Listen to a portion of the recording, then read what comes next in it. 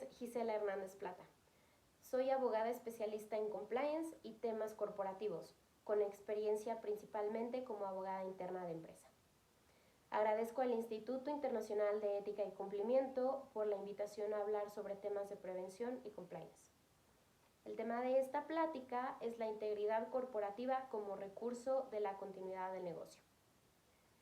Derivado de la contingencia desencadenada por el COVID-19 en el mundo, empezamos a escuchar más frecuentemente el término plan de continuidad del negocio, que si bien no es un tema nuevo, la realidad hoy día es que son pocas las organizaciones que cuentan con una política bien definida sobre integridad corporativa y con un sistema de gestión de continuidad del negocio. El plan de continuidad de negocio es un elemento básico del gobierno corporativo y también es uno de los mecanismos donde las organizaciones plasman los principales riesgos para sus actividades claves, así como la manera de reaccionar ante ellos. Esta crisis sobrepasó casi todos los planes de continuidad que las empresas pudieran tener identificados, al menos en cuanto a la duración y severidad que la pandemia trajo consigo. Y como consecuencia, se hace cada vez más latente la necesidad de contar con un plan de continuidad del negocio lo suficientemente robusto para lograr el menor impacto posible considerando nuevos elementos en él. Antes de iniciar el mapeo de los ciclos de negocio e identificar los puntos de quiebre, sin decir que no es una actividad importante, resulta de suma utilidad considerar aspectos básicos del día a día de la empresa. Me refiero a la cultura de integridad corporativa. Al ser este uno de los pilares más importantes de los programas internos de cumplimiento, representa también uno de los mecanismos que permitirán a las organizaciones continuar con sus operaciones mediante un blindaje interno. Un programa de integridad empresarial se fundamenta en dos pilares. 1. La promoción de la cultura de integridad y 2. Una metodología de gestión de riesgos de corrupción. En la medida que estos dos conceptos estén perfectamente identificados por cada persona de la organización y se logre su implementación no solo porque así se lo marque la cultura de la empresa, sino porque se identifica con ella, será mucho más fácil encontrarnos con conductas éticas de todo el equipo y por ende la organización tendrá un beneficio inherente. El desconocimiento de la cultura de integridad corporativa nos puede llevar a casos tan críticos como lo han sido Walmart, Siemens, Odebrecht, Volkswagen, etc., en los que sí existieron programas de cumplimiento, pero el desconocimiento de los límites, roles, responsabilidades e implicaciones representaron la ventana para su incumplimiento. En el caso específico de Siemens, en 2008, fueron condenados por el gobierno estadounidense al pago de $800 millones. El Departamento de Justicia encontró que la empresa en ese país realizaba esfuerzos sistemáticos por falsificar sus libros corporativos y registros y falló al implementar los controles internos existentes desde mediados de la época de 1990. En esta situación podemos encontrar a un sinnúmero de empresas y vale la pena preguntarnos si la nuestra está haciendo las cosas bien y qué podemos mejorar. Un elemento de la integridad corporativa es la responsabilidad.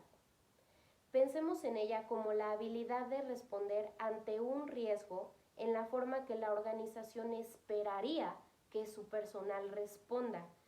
Y para ello se requiere un ejercicio constante de concientización y capacitación, lo que nos deja ver que la cultura de integridad corporativa es un elemento de prevención desde el interior de la empresa.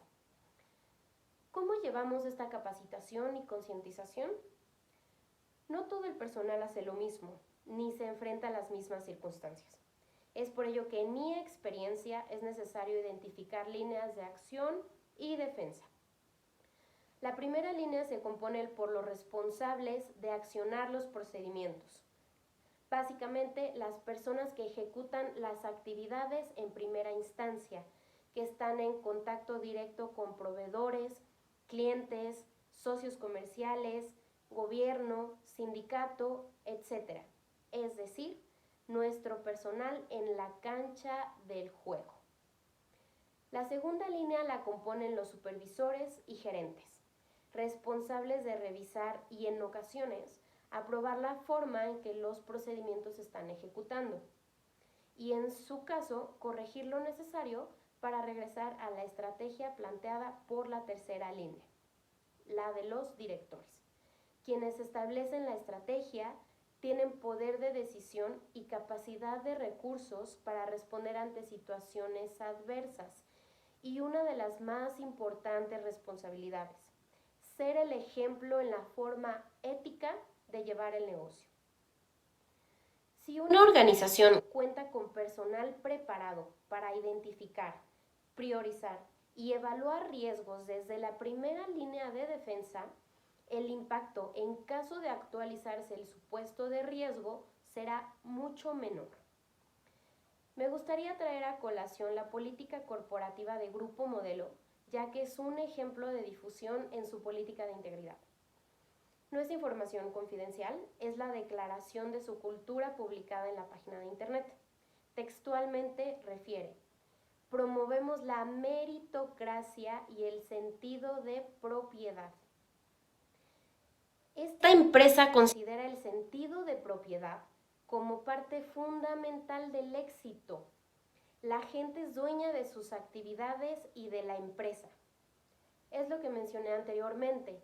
Al tener el sentido de pertenencia y compromiso, se promueve un actuar más responsable con base en la confianza, pero claro, confianza que se puede perder si se actúa contrariamente a esta política. Además de esto, tienen 10 principios en cuanto a su política de cultura corporativa y el 10º es el que más llama mi atención por el tema de integridad. Dice textualmente: nunca tomamos atajos.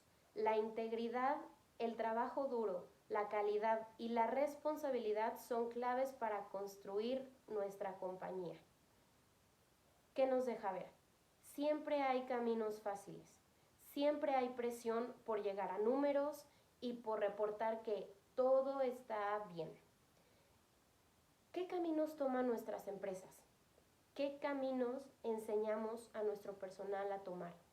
Vale la pena reflexionar al respecto. La capacitación incluye también instruir al equipo en el contenido de las políticas y procedimientos corporativos. ¿Cuáles son? ¿Cuál es su objetivo y alcance? ¿Qué actividades o ciclos del negocio cubren? ¿Quiénes participan? ¿Qué importancia tiene su observancia? ¿Qué riesgos implica su incumplimiento para la organización? ¿Y cómo reportar alguna actividad inusual o contraria a estos lineamientos?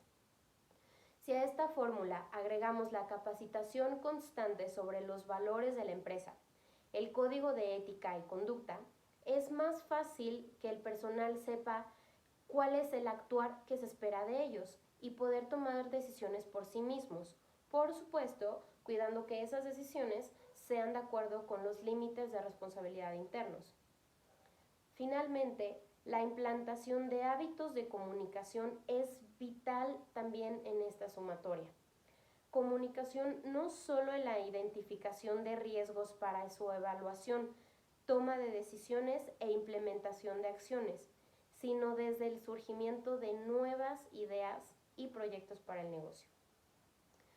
Garantizar la existencia y funcionamiento de un sistema de denuncia es importante para la comunicación de los actos que puedan afectar a la empresa, no solo en sus actividades claves, sino en el curso normal de los negocios.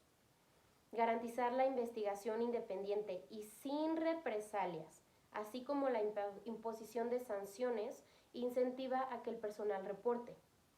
No es necesario esperar a que la condición se cumpla para responder. El problema de los riesgos no es que existan, sino el momento en el que se atienden. Así, un caso de riesgo, de incumplimiento interno e incluso de corrupción identificado y reportado desde dentro puede ahorrar tiempo y recursos para la empresa, evitar el desgaste interno con el manejo de crisis, pero sobre todo evitar un riesgo mediático con impactos mayores. El reporte interno nos da la oportunidad de reforzar los procesos desde dentro y evitar que vuelvan a suceder, o al menos estar más preparados. Como conclusión, la mejor manera de enfocar la integridad corporativa es hacia una cultura de valores y cuidado hacia la organización, de capacitación para identificar riesgos y actuar para comunicarlos de manera oportuna, de hacer responsables al personal en la toma de decisiones e incentivar la comunicación y contemplar al cumplimiento como parte de las actividades claves de la empresa. En la medida que todo esto se cumpla, se garantiza un constante y sano flujo de negocio. Se identifican aquellos recursos necesarios en situaciones adversas y nos permite estar más y mejores preparados para situaciones futuras.